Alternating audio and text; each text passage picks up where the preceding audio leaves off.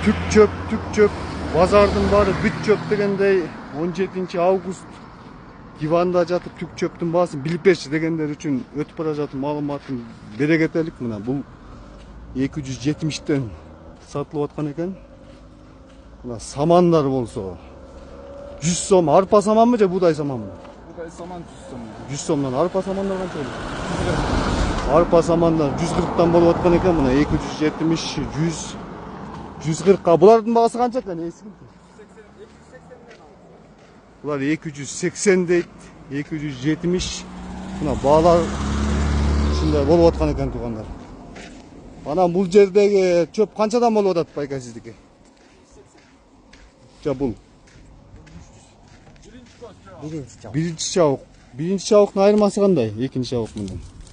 Экинчи чабуктар чыга баштады уже. Биринчини жакшыраак күчтүүрөөк топкот экен. Анан түп да чоң. 300 бере турганыңыз болсо канчадан бересиз? 300дөн алып кетип саттым о максимум. Ушу бирөө эле калдыбы? Көрсөтмө дагы 300 сатат. Баалар ушундай болуп аткан экен туугандар. Бүгүн Жети Көз району Кызыл Суу айылындагы 6-күнкү боло турган мал базар. Мына түк чөптүн баалары кыскача ушундай экен туугандар.